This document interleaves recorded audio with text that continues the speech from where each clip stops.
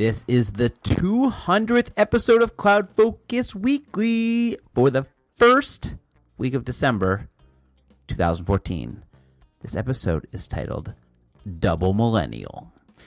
CloudFocus Weekly is brought to you by Clone This User. Clone an existing Salesforce user with a click of a button via the desktop or in Salesforce One Mobile. Available for free on the App Exchange, or just go to clonethisuser.com and it'll bring you right to the App Exchange listing. I'm your host, Jason Atwood, 200 times in. Joining me, co-host, Justin, way too many podcasts together, Edelstein. How many? Total? Total. 430? It's a little more than that. Is it? Okay, it's close. Something like that. That was really close. It was good, though. It was off top. 200 of these. 200 plus whatever the other one is, 230.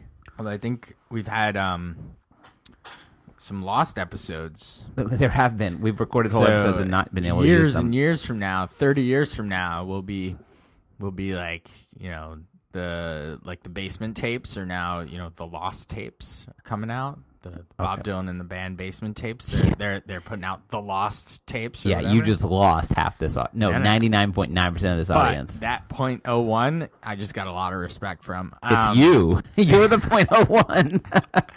We're gonna put out the CloudFocus Weekly lost tapes. The lost episodes, and there'll be like 3 of them. That's not gonna happen. So yeah, we made it to 200. We have an agenda, a big agenda. 200 strong. Well, I guess we could talk about it. We just did talk about 200. Maybe we'll go in a little bit more on that. We love this little note you put in there about 200. The best times of our lives. We have 2 blog posts to catch up on. We did some. We've been getting into NGO Connect a little bit. Well, I think we should just talk about what it is and maybe just give a little bit of information. And I know there's people out there who use it or thinking about using it. Maybe we'll just kind of give a little info. And then we attended a David Allen live GTD seminar, which I'd like to talk about because I'm a big fan. And then we'll wrap it up with some CloudFocus apps of the week. And you actually have one there, so you've actually done your homework, which is good. I've done a little bit of homework. So 200, eh? Hey. So, by the way, we made a poll in the Salesforce Success Community Group, the CloudFocus Weekly Success Community Group, where we said, should we make a big deal about 200 or not? And you said not. Let's make a big deal about 250, which will be about a year from now. So, like next December, it'll be about 250. That's what I said. All right. So, what did the other people say? I think everybody voted basically the same. I mean, maybe it was close. It was a close vote. But so for our 100th episode, we did the now famous, which you can get actually a copy of in the Success Community Group. We did the celebrating 100 episodes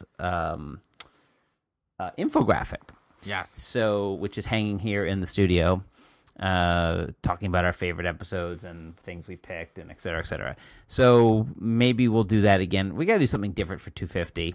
We'll come up with something. So we kind of feel like 200 is a big deal, but then not really. Okay. Well, you kind of didn't think 200 was a big deal. I don't. Okay, I personally don't. Then moving on. Well, I mean, it's a big enough deal to like mention it on the show, but for a daily podcast, not a big deal. A weekly podcast, a big deal. Well, like I said, 100, great. I think 250 is the next number, the next logical number, not 200. I think 250, then 500, and then 1,000. Trust me. There will be no 1,000th episode of CloudFocus Weekly. What are you trying to say? Oh, man. I'm just telling you. It took us, we started in July of 2010. So it's taken us 4.5 years to get to 200. So to get to 1,000, that means is a long time, 8 to 12 something years?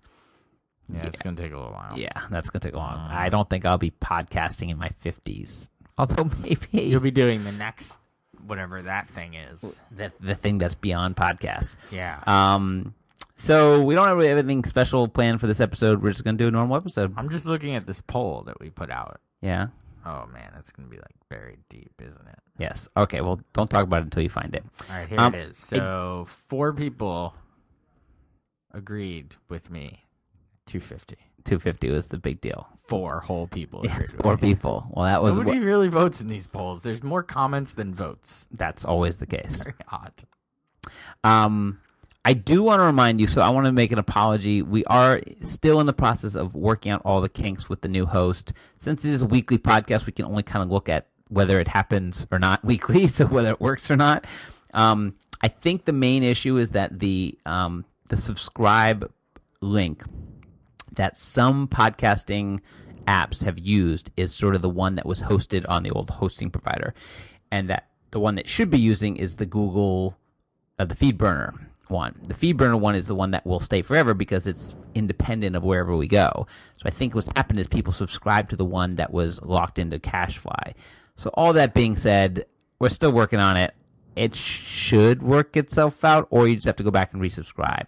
iTunes is functional now. Like when something goes new to iTunes, it's there. So if you subscribe on iTunes, it'll work. I think it's the places that are not iTunes. Well, that's a shame. But I don't know where they get. More and more people are going away. But from I don't know iTunes where for they get podcasts. there. But that's the thing. I don't know where Downcast, and which I use, and Instacast. I don't know where they use as their. I use Instacast. But where do they use as their sort of library? I don't know. All right, don't look at it now. Well, I was just gonna look and see if I had the most recent episode in Instacast. Right. Just because, let me take a look. I actually don't. Right. Because if you look at your feed, I think it's the feed of the old CacheFly feed. 197. It's the CacheFly feed. So anyway. That's not good. So we'll figure that out. I don't know how to get them to sort of refresh where they point the feed. Maybe I have weird, because the other one is updated. Well, but we made that change a year ago. Oh, that's true. Yeah. Okay, so we apologize. We'll make it work. Yeah, the best way is just to go to cloudfocusweekly.com, because that way you can't miss. It's a non-miss. You're going to land on a website and you can listen to it. iTunes is now fixed. We'll figure out these other ones. I don't know if I have to tell them independently, like, hey, change where you're pointing your feed for this show. If I have to do that, I'm not happy. It was not as smooth as the other one, let's say. Yeah, QA. We didn't QA this. Well, honestly, come on. The honest truth is the other app, the app they're using to publish, stopped working. So we either could have taken a couple months to figure it out, or you just moved. So we moved quickly because otherwise, no podcast. And everyone who's listening already knows this, and everyone who isn't listening is not listening because they don't know. Because they don't know. This is they think this podcast is dead. Conversation. That's right. Very good. Hopefully they're following on Twitter and some place else where they'll figure it out. All right. So let's talk. We have 2 blog posts in the hopper, which I think are both. One's a little fluffy, but one's actually good. Which is the fluffy one? Well, what do you think? I don't know. I wrote one of these, so I hope not mine. Well, I hope mine's it's a good one. Saying that you wrote one of these is a little bit not true. It was my idea. Not even true. Definitely my idea. Okay. Well, let's talk about the fluffy one first, right, since it's just after Thanksgiving. It is. Just celebrated Thanksgiving. So this one is top 10 reasons to be grateful for Salesforce in 2014. This is like a big thing, this honestly. Is what, the top 10 reasons to be thankful for? Like the thankful for Salesforce thing. Like people have been tweeting this, and in the community, it's like, what are you thankful for Salesforce for this year? And like other people, some feature or something or whatever. So anyway, we had our little top 10 list. Okay. For things that we're grateful for Salesforce. I like it. It's like the list. So we didn't write this, obviously. One of the person who should never be named wrote it. I like that one, like number 1 is giving back, feeding the hungry. So that's like a big thing. But number 8, today in Salesforce 1. How could you even have those 2 things in the same list? They're so far apart though, 1 and 8. They're in the same list. Anyway. Duplication blocking. Come on. That didn't even make the list. It didn't even make the list. Territory Management 2.0 makes the list. So anyway, go to blog.arkusinc.com and you can read the top 10 reasons to be grateful for Salesforce in 2014.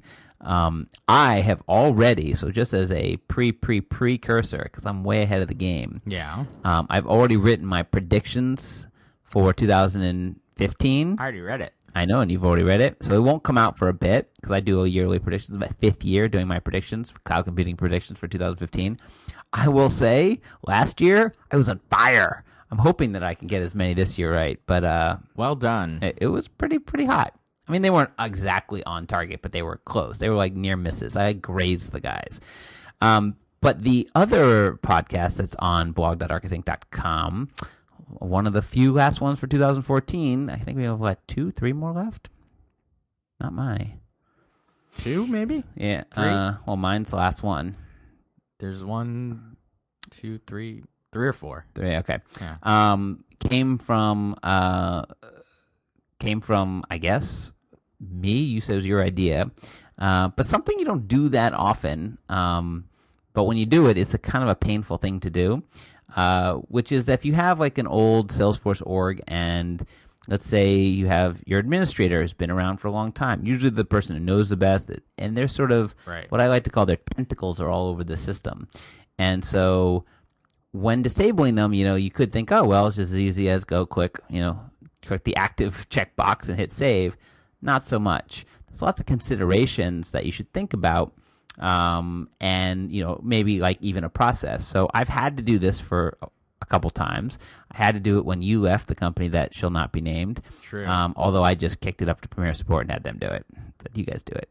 That was when they would do things like that. Well, right. And I said, well, it was really all these scheduled. You had tons and tons of scheduled reports and dashboards, and I didn't want to go change them all. Everywhere in that. Yeah. So it was a pain to get you out. That was the good old days. I had to use some like RID or something, like you were lice. Yeah, it's true. So this podcast or this blog post, see, I did it again, 200 episodes, still doing it. Checklist for disabling a Salesforce system administrator, written by you, is really just a list of what you should do and what to go through and how to change it. So if you want to save yourself some time, Salesforce kind of will tell you. Obviously, when you try to disable a user, it says you can't disable them, and it gives you like links and things. Some of them give you links, right? Like this is the default workflow user, right. Or I'm going to look at the blog and see all the little lists. Yeah, web to lead, lead queue, jobs, main company contact. It won't. I don't think it prevents you because that's just isn't it just text or is it actually a lookup to you? It is text, but there's things like so this is a good list to A, go through, but B, to have handy because now you can freeze a user obviously so they stop having access. But before this, like if you really wanted to boot someone off, you had to go through this list and fast because they were still active until you unclick that clickety box. Yeah, the trick was. Once like the 2-factor or the challenging came in, the trick was to like change their username, right, or change their email address, right, or change something about the user, and then reset the password. And then they couldn't get in. They couldn't get in, right? But now you can just freeze them. Now you just freeze and go. So a good list, and then actually in the success community, if you go find the Premier Support person, he posted his actual list that he's been using. He doesn't work as Premier Support. So big shout out to him. And he posted it in the success community. So you can have that, his actual checklist. I bookmarked it. Did you? I made a mistake. I didn't realize you couldn't bookmark comments, even though it has one of those little arrows. Right. Like the action. Yes. Action arrow, whatever you want to call it. Action Jackson arrow. So I flagged it as inappropriate. What? And then I realized what I did. I thought I was bookmarking. I just went click. And I was like, oh, man, I just marked that as inappropriate. So I unmarked it as inappropriate and then bookmarked the entire post. So I would have that document, so I'd have it at the ready. Right. And isn't it a file at that point? Can't you just go to the file? It is a file, but and bookmark the file. I don't think you can follow the file. Follow the file, but that doesn't make it any easier for me to get back to. I like to bookmark things as reference. So I got an email, like 5 minutes later, from Phoebe, who's one of the community managers, and I know Phoebe.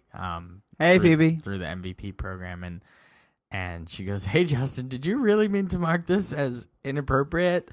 And I was like, "No, that's why I unflagged it. Sorry." She's like, "That's what I thought, but just wanted to make sure." They're like on that stuff. 5 minutes. Yeah, it was really fast. Over 1 million users. Really well. She forwarded me the alert.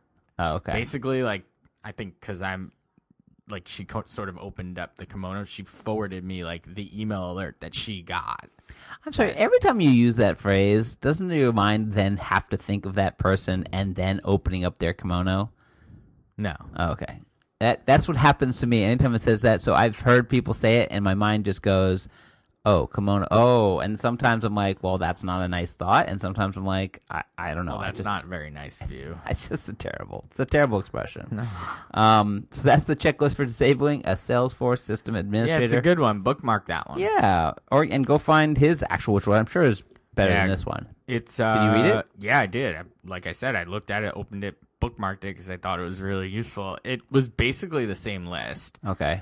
But had more like context around certain things, Yeah. like maybe why you're doing this. Oh, okay. And there might have been one or two things on there that were, I mean, in my mind, not really necessary to do. So, like, they wouldn't prevent you from deactivating somebody or prevent things from working. Okay. They were more like nice to do things. You log into a lot of orgs and you see like there's a dashboard that's not running. It's like this. Yeah. That that's a pet peeve. Like you see that one component of the dashboard that's like has the red label in it. Red label. Like, this report is being run using an inactive user. It's like, let's talk about. So next up, we'll talk about NGO Connect. So I don't think we've ever actually talked about this on the podcast. And this was number 3 on the top 10 reasons to be grateful for Salesforce 2014. Number 3. Number 3. Like there's like feeding the hungry. There's something else, and then there's NGO Connect. There's giving back. There's Al Gore, and then there's NGO Connect. That's the third most.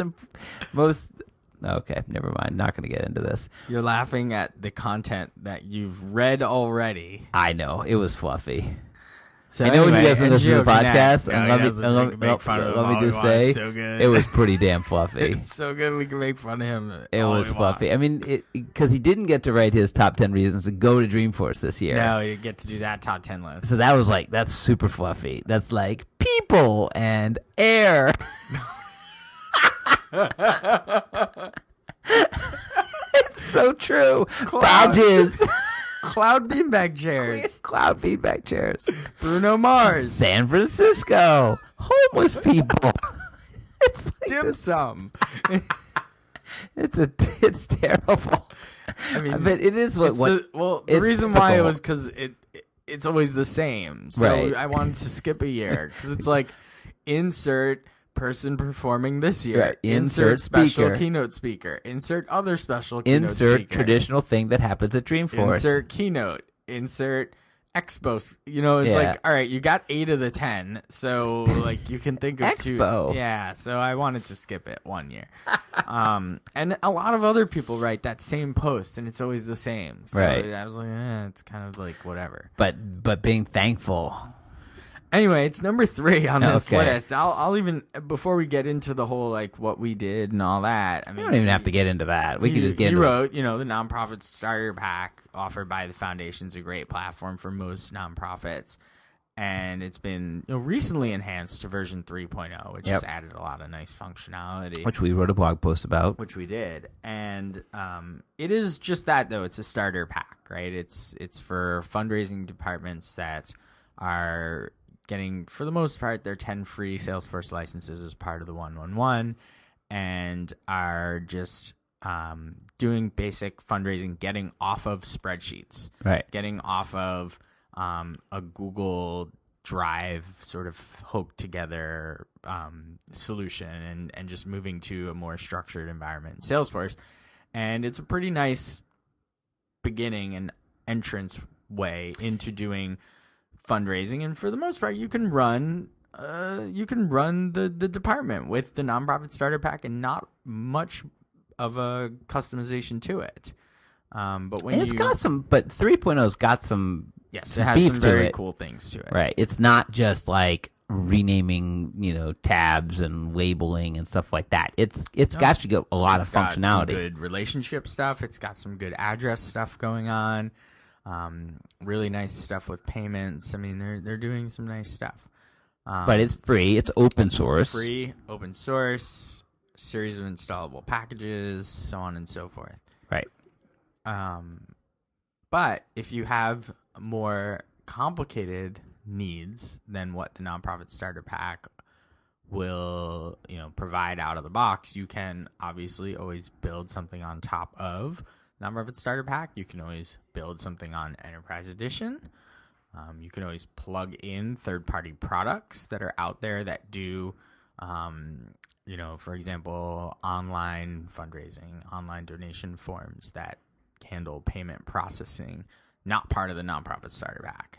You don't get that. Right. But they work perfectly well. They're built to work with the nonprofit starter pack. You can use third-party products that integrate seamlessly with. And what you're saying under the hook is that there's some sort of pay model to them. Maybe they have some sort of free, maybe they have limits, maybe they're whatever, but they're basically third-party companies. They're third-party companies and they're making money. Right. Whether they are handling the transaction fee for you or whether you're paying for their product as a subscription or you're buying something, either way, they're not part of the free nonprofit starter pack. But just like any other app exchange product, they could be free. They could, they have pricing models. Same goes for like managing volunteers, managing events. This stuff is not native to the nonprofit starter pack. You have to find third-party products to plug in to do some of those things or build it yourself. So along came NGO Connect. NGO Connect was a product called Round Cause from a company called Round Corner. Yes. Got that all right? Yes. Yes. It's the Omni Group sense of naming. You take your name, which is Omni Group, and then name everything Omni something. Omni Graphle, Omni Focus, Omni whatever, Omni Notes, Omni Round something. So right. Round Cause is now NGO Connect and is offered by Salesforce to non-for-profits to do higher-end fundraising and development for larger organizations with bigger budgets that raise lots and lots of money and have lots and lots of constituents and need to manage very complicated relationships with those constituents, whether it be memberships, large grants, and like large individual. But do you? So I'm sorry to go on. But don't. And I know very little about this subject matter. That's not true. But don't you feel like it's not so much the size of the giving or the number of people that they're tracking, but it's the feature set that they want to do? Because I know both. I would say I know at this point, I think I might know NGO Connect a little bit better than I know Nonprofit Starter Pack 3 because I haven't played around with it. Although I do owe my PTA an upgrade. Don't you feel like it's not like if you could run a perfectly good nonprofit that takes $1 million donations and run it in Nonprofit Starter Pack 3? Yeah, it has nothing to me. It has nothing to do with the number of people that necessarily work at the nonprofit, but I feel like it's the complexity of the way that you raise money.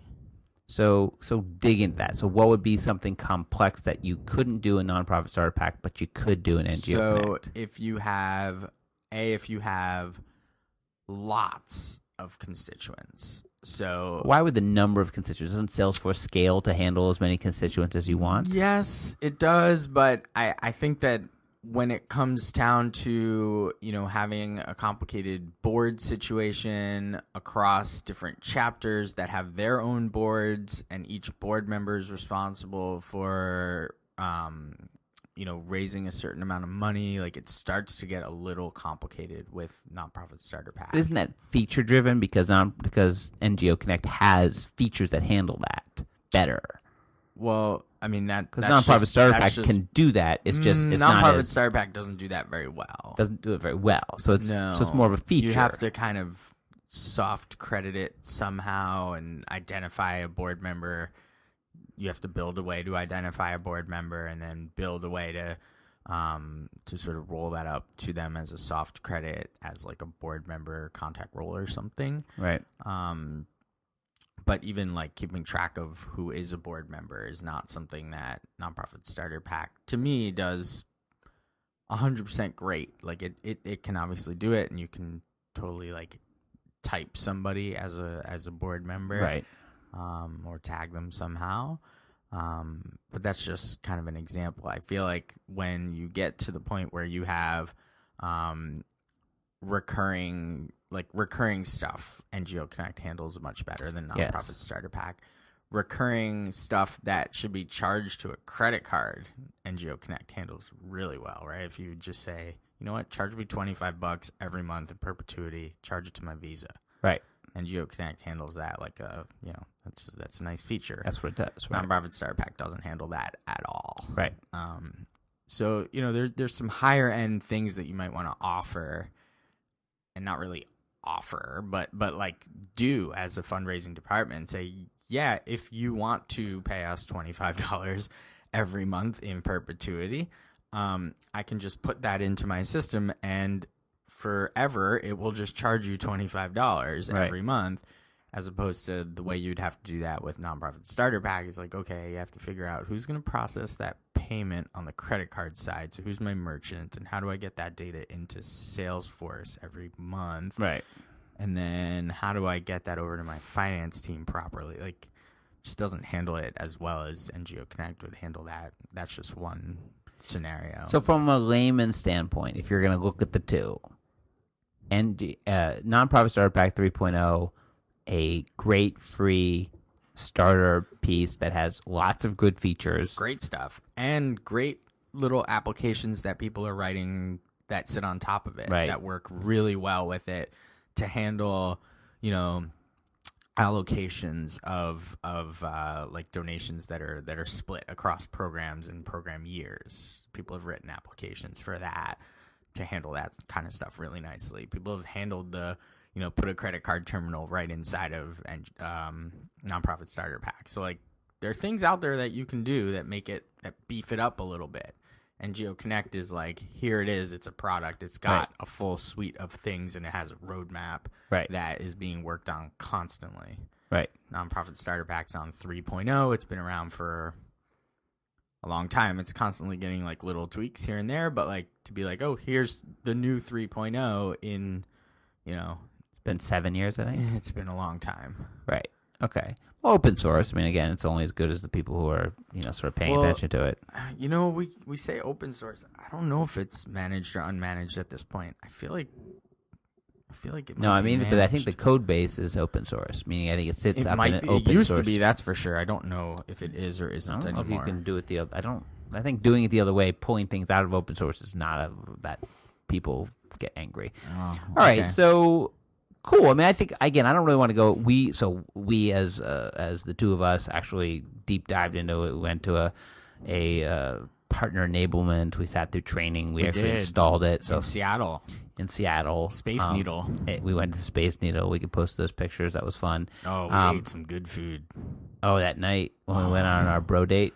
Yeah, that was so much fun. We ate so much good. We had some good food. But I just kind of wanted to bring it up as something that we're, it's in the universe of Salesforce. It's a weird relationship. Salesforce does these types of, Salesforce in the past, the last, many, many years, as far back as I can remember, has been in this sort of, buying mode where they'll buy.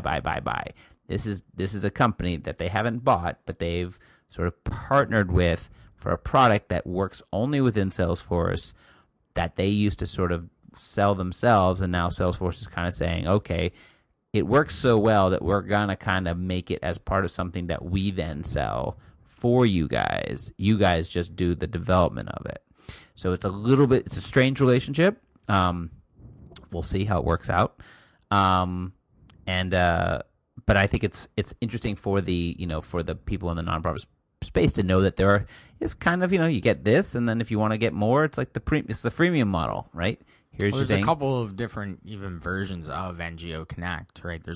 NGO Connect is comprised of several packages that make up the full suite of NGO Connect. So you don't actually need the whole thing if you don't want to do the whole shebang. You can do pieces of it. And it's not. And the only thing I would say that there's lots of downsides to it that I've seen so far. But the one thing I was thinking is it's not and because I said freemium. Freemium usually means you start with X and then you go up to Y. Like I could start with Professional Edition and I could call up Salesforce, hand them more money, and then they would then put me up to enterprise, and it would literally take seconds, and it just happens overnight. And it's a pretty easy thing.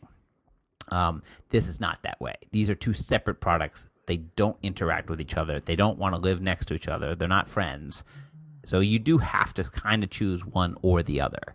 And if you're going to move from one to the other, it's a move. It's like you leave the house and you take all your furniture out of the house, and then you move it to the other house. Right. It's not a flip a switch, install some scripts, and away you go. So anyway, I think it's interesting to talk about, bring it up. We don't we cover this stuff now and again. We obviously do a lot of work in the nonprofit space, and so something that we have been kept our eye on. Next up, the most important thing that's ever happened to me in my entire life. In your life? Yes. Your lifetime, that's for sure. Pretty much. So I got the picture to prove it. Yes, you do. I tweeted it, so you can go look at my feed to see it. But so I feel like we talked about this, but maybe we didn't. If you've listened to this podcast for any period of time, you know that I'm a big GTD fan, which is getting things done, productivity methodology written by David Allen over 15 years ago.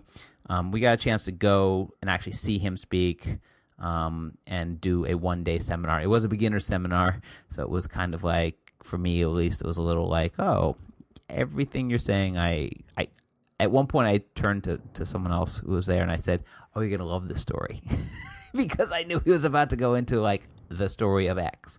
Like, I've heard it so many times. So, but I thought it was just interesting. It was nice to see him. It's one of those, like, I wanted to see Steve Jobs like do a keynote, and I didn't get to.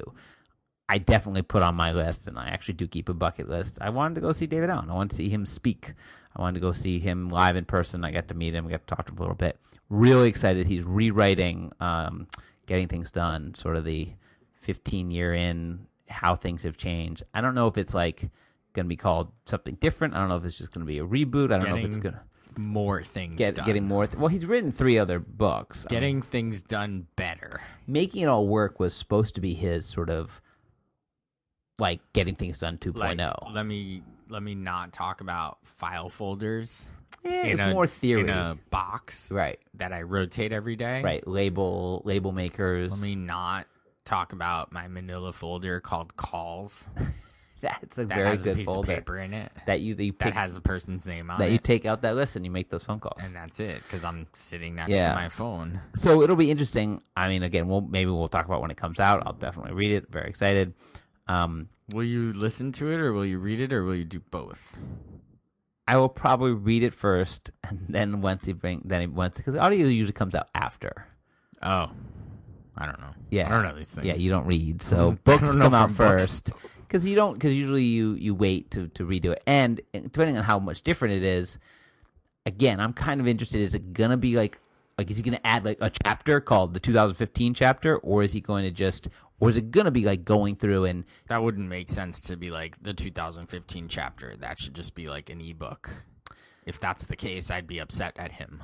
Yeah, I don't know. Here's the whole book. It's the same, but I added a chapter. No. But sometimes they'll take a book and then they'll just not rewrite it for full content, but rewrite it looking for the things like talking about Manila folders, and he'll just change it. Or he talks about trios and Palm Pilots, and he'll change it to search and replace for iPhone, right? Yeah. I don't think it's that. I think it's going to bring in a little bit more theory about sort of the modern take on GTD after doing it for now having that book be out there for 15 years.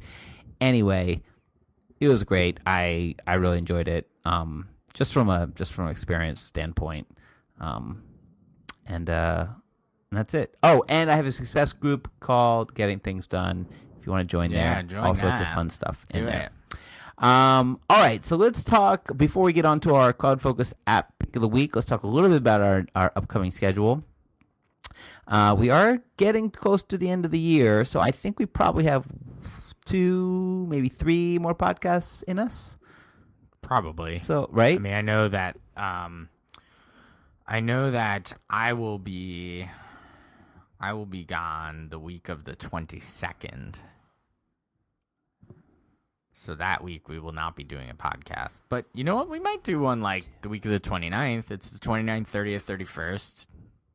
Usually very quiet. Plenty of time to do I'm a coming back podcast. from Miami. Oh, Yeah, where are yeah. you gone? I'm going. I'm going to Miami on When? the 20. Thanks everybody. 26th to the 31st. Oh, all right. So we probably have two more two podcasts more in us podcasts. before Okay. the end of the year. Cool. So we'll do 2 more for the end We'll of do the year. a Happy New Year one. And we'll do one when we get back. Maybe we just record one and just say like Happy New Year, and that's all it says. That's it. It's like if a you're hearing 5-second this, podcast. we fixed the feed. Yeah. We can do that. All right. So let's do. We also have some news. We'll try to go through more newsy news. We definitely have blog posts coming out. It's a weird time of year. Maybe we can talk about some of the holiday stuff that's going on. Okay. I'd like to do something like top 10 tech gifts you're looking forward to or something like that, but I don't know. Maybe we can't get ourselves in for that. So let's do some CloudFocus app pick of the week. Let's give me your pick of the week. You actually did this in advance, which is so surprising. I did. I picked this just because I think it's like sort of cool, but its usefulness is questionable.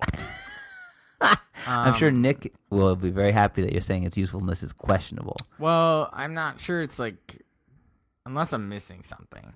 So anyway. By the way, as you get things over the holidays and whatever holiday you celebrate, start to think about, ooh, I got this thing. I now have a pick of the week. So then you probably should have like 3 or 4 or 5 weeks. Thing is a pick. Like, I know what I'm getting from my wife, and it's not going to be a pick. Make it a pick. It's not a pick. Make it a pick. It's not. No, things aren't apps. Things are things. No, but you can make things a pick. What if this hat was a gift? I got this hat. This hat is a pick. It's a terrible hat. This is my hat. Don't Here's pick my that. hat. Don't pick. It's terrible. Here's my cup of tea.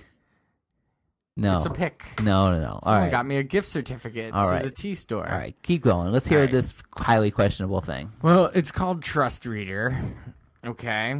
And it does kind of, if you know Salesforce for anything, you kind of can guess what it does. It reads in a mobile app. So here it is. I'm showing it to you. It reads the RSS feeds from trust.salesforce.com for all of and I'm just clicking on some of these, for all of the pods. Okay, yes. And you can click on, the EMEA ones, the NA ones. So I clicked on NA8 because that's the one that we're on. Yep. And like, if I were to look at this, I would think we're in this yellow state of scheduled maintenance beginning. All right. That there's scheduled maintenance beginning at 2 a.m. Okay, fine. And then this one is right below it that there's a performance degradation. But when I go to Trust, it's all green, and these don't have date timestamps on them. So I don't know when this update is. This might be. I just love this idea, and I kind of want Nick to hear this because I'm kind of giving him the feedback.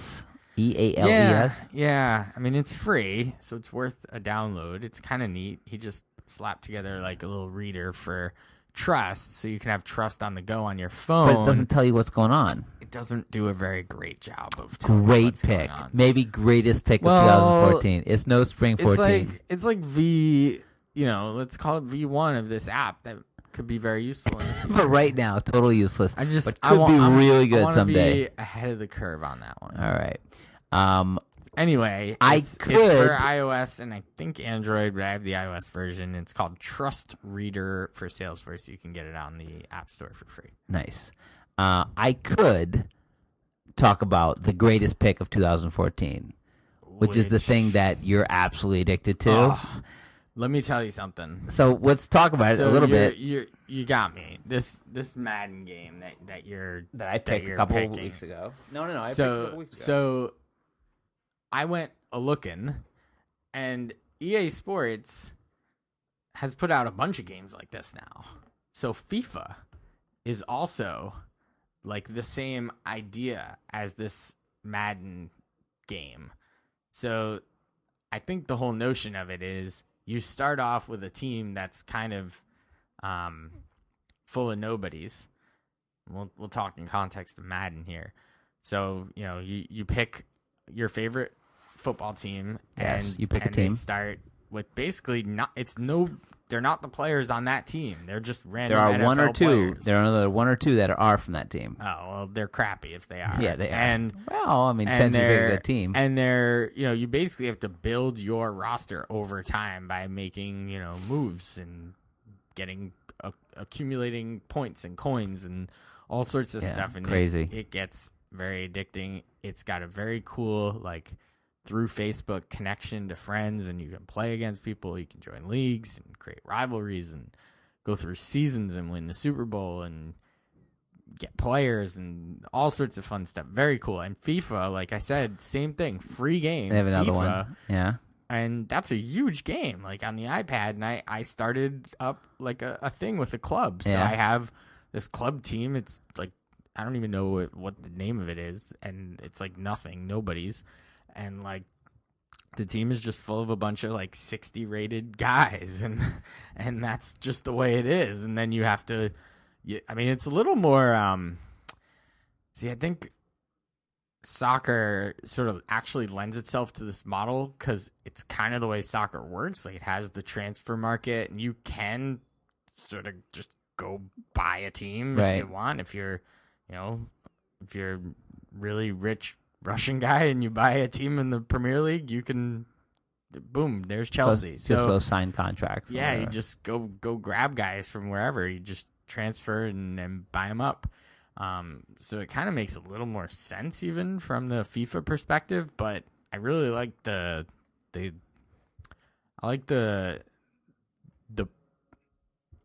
way the game works more than actually playing the game. The football is almost secondary to the whole the trading and accumulating players and coins and the collectibles and cards and all the other things. It mixes. It's a great mix, and we'll get off of Madden. Gamified the game. It mixes a couple things. It mixes the sort of old school being young and collecting cards. Baseball cards, basically. They do have football cards, and I do have football cards. But basically collecting cards. So you get the Aaron Rodgers card, you get the Drew Brees card, and then you flip them around, you see their skills. And, there's that. Then there's the sort of, I guess, Pokemon, they all have numbers, and so they're this card is rated better than that card. But then you get to put those cards, those players, on your team and play with them in real people. And they're actually people in a video game. Then the better part of that is you get to throw them onto your team. So if you're we are both Jets fans, and so right now our season is a pile of poo. But I get to have I get to play this team that is a video game that I'm playing with, that I'm going down the field and scoring with. That has no Jets on it. We're way too infatuated with this game. So anyway, I'm so happy because I have made you. I've given you something that has just sucked so much time from your life and money from you. Upsetting was that when you did write your pick on here, I was upset by it. Why? Because I was gonna pick it. Oh, really? Yeah. And you have tons of picks. I do. You just snagged one. Well, this is a so. Again, on the gamification, I guess this is the time of season. If you do not play fantasy football, please turn off the podcast now. Right now. I'll give you 2 seconds. Goodbye. Bye-bye. See you next week. Enjoy those cloudy days. All right. So for everybody else who's a fantasy football player, you know that week 14 is either you're in the playoffs and you're having a good time, or you're completely out and you got nothing to hope for. Maybe you're going to keep a league. You're thinking about what you're going to keep for next year. What you're saying is, if you're you got nothing to hope That's for. right. But if you're me, on the other hand, are you in the playoffs in every one of your leagues? Every single league. Oh, that's terrible. It's so fantastic. So this is not for you. So again, you can't turn on the TV without seeing these things now. There's the Football Kings, or was it Fantasy Kings? There's that one, and there's this one, FanDuel. So what I'm picking is, because I actually played FanDuel last year, and one of the things I didn't like about it was that the mobile, there wasn't a mobile for it. It was just a website. Right. Now there's FanDuel for FanDuel mobile or for iOS, and if you just want to, waste money, but have fun on the weekend because you get to play these 1 week whatever. they had one. The one I did was Thursday night. I don't do them during the season. The Thanksgiving. The Thanksgiving $1.2 million. Whatever. We all did that one. And $25 in. But anyway, it's kind of fun. I don't understand. There's definitely a theory to it, and it's not just going and pick players. There's something about like you have to find the two guys that hit it, and then you're okay. You can't put together just a good team. You have to put together like the best team that ever played for that week. We're not going to get into like how the whole thing works. Right. But anyway, so if you're a FanDuel player, you probably don't know this. If you don't know what FanDuel is, it's 1 week fantasy games. It's very addicting. Big market. It's not as addicting as Madden Mobile, but it's a huge market. They are putting. I do not understand how the NFL doesn't see this as gambling. How is this not gambling? It's not gambling the same way that we pay for our sports line fantasy league. Which sports line fantasy league? The one that the CBS. That one. Is gambling. So the NFL doesn't see that as gambling? They don't allow you to win money. Do you ever see on the sports line ones like you just won tons of money? You can't do the money. The money is the thing that makes it gambling. They make you pay for it. That's yeah, the you're money. paying you to play a for game. It. No. Look at NFL's thing. They don't make you. There's no winning of money. Winning of money means gambling. On the ESPN one, there's like a whole like thing like how to handle your money thing. Yeah. Like a service. Like but we'll handle the money thing for you. Like it's all kind of illegal. Anyway, I just don't know how the FanDuel gets away with having these prizes. Probably because there are some offshore companies from somewhere that's allowed to do gambling. But then they're all over the NFL. So anyway, FanDuel for iOS. If you play FanDuel, the try NFL it out. are There's a new one too. There's a new one, something daily MVP. They're a bit hypocritical when it comes to certain things. Yes. So we're not going to get into the NFL. That. Let's get into leaving the podcast. All right. So you can follow Justin at Just Edelstein, me at Jason and Mattwood, Arkus Inc., Facebook.com/Arkus Inc., Success Community, LinkedIn, Google+, subscribe on iTunes, and Stitcher's working. I'm sorry for the Downcast, which I'm actually a user, and Instacast users. I think it's because that's the wrong feed. I will contact them, get an update. So otherwise, just go to cloudfocusweekly.com. We'll see you next week. It's Justin and Jason saying enjoy those cloudy days.